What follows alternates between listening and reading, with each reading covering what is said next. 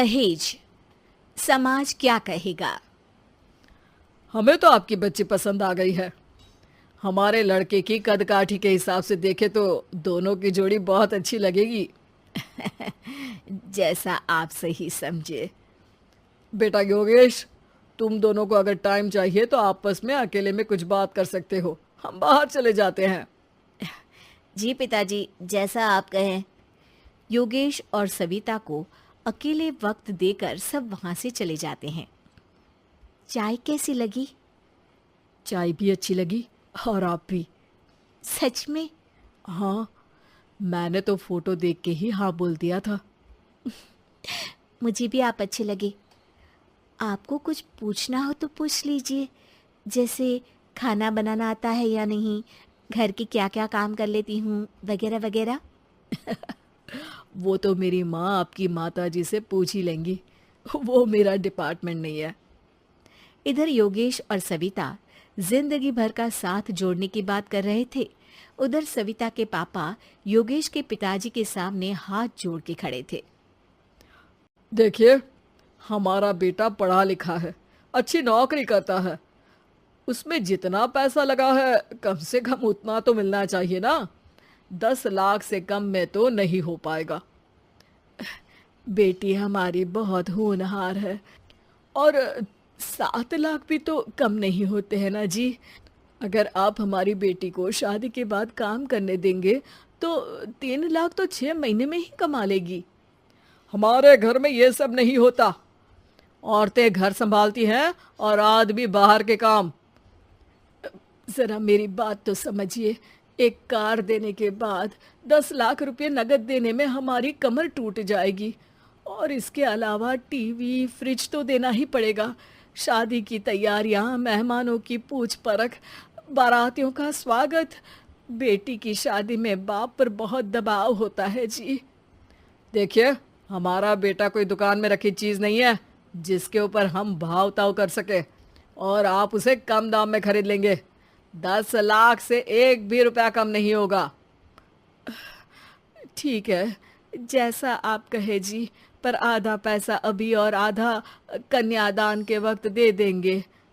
अरे, इसमें भी किश्त मांग रहे हैं आप? हमने तो सोचा था कि अच्छा परिवार होगा आपका।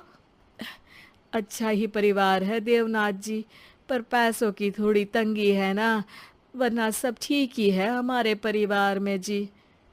देवनाथ वहां से अपने बेटे योगेश को लेकर चले जाते हैं और कुंडली मिलवाई जाती है। 36 में से 32 गुण मिलते हैं। जल्द ही शादी का मुहूर्त भी निकल आता है। अब कन्या को बुलाइए।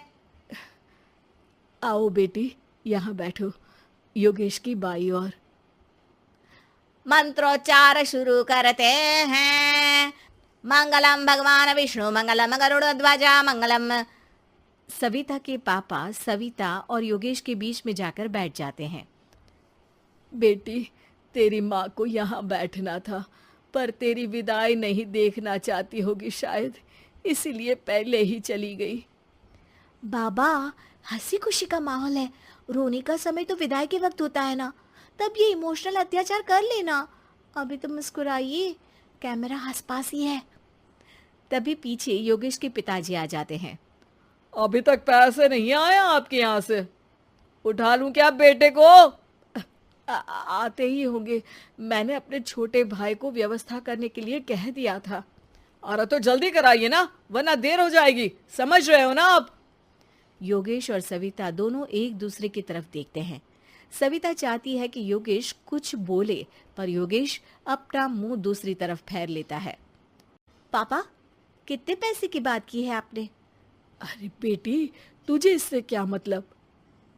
मेरी डील की है ना, तो मुझे तो पता ही होना चाहिए। कन्यादान की विधि शुरू करेंगे। तभी योगेश के पिता वापस वहां आ जाते हैं। पैसे देते हैं या बेटे को उठवा लूं? मैं आपके हाथ जोड़ता हूँ जी, थोड़ा सा इंतजार कर लीजिए। देवनाथ वहां से चले जाते हैं। तुम अपने पिताजी से कुछ कहते क्यों नहीं? उनके सामने कोई आवाज नहीं उठाता। ऐसा नहीं है, कोई तो उठाएगा ही। तभी वहां सविता के चाचा एक बैग लेकर आते हैं और सविता के पापा को देते हुए कहते हैं, 9 लाख ही हुए। आत्माराम इशारा करके योगेश के पिता को वहां बुलाते हैं। क्या? सिर्फ 9 लाख? बाकी 1 लाख कहाँ है? नहीं हो पाए जी, शादी के बाद कर देंगे। अरे आप बात से पलट रहे हैं। जल्दी से अभी के अभी पूरे पैसे लाइए, वरना बेटे को उठाऊं क्या? देखिए मैं आपके पाँव पड़ता हूँ। रुक जाइए पापा, रिश्ते हाथ पकड़कर जोड़े जाते हैं, पांव पकड़कर नहीं। बेटी तू चुप रह। नहीं, ये कब से बस कह ही रहे हैं कि उठवा लूं, पर कोई उठ ही नहीं रहा। लो, मैं ही उठ जाती हूँ। बेटा, अपशगुन हुआ। दहेज लेना सबसे बड़ा अपशगुन है, पाप है, पाखंड है। और योगेश, तुम्हें मैं पसंद हूँ तो कुछ बोलते क्यों नहीं? और तुम्हारे पिताजी, अरे देवनाथ जी, आपके नाम में ही बस देव है, काम तो आपके असुरों जैसे हैं। पर गलती आपकी नहीं, गलती मेरे पिताजी की है, जो आप जैसे लोगों को घर की दहलीज भी चढ़ने देते हैं। लेकिन एक बात साफ है, मैं आपके घर की दहलीज कभी नहीं चढ़ूंगी। अरे बेटा, समाज क्या कहेगा? यही कहेगा कि सविता के भीतर की माँ दुर्गा जाग गई थी, जिसने पापा के खिलाफ, गलत के खिलाफ आवाज उठाई। आसपास के लोगों ने जोरदार तालियां बजाई। समाज की तालियों से पता चला कि समाज क्या कहेगा। समाज ने सविता की बात को स्वीकार भी किया और उसको अपने सर आंखों पर भी बिठा लिया। सविता के पिता में हिम्मत जागी और उन्होंने कहा, देवनाथ जी, आप कह रहे थे ना बेटे को उठा लूं क्या? उठा लीजिए। हमारी बेटी को आपका लड़का पसंद नहीं है और हमें आप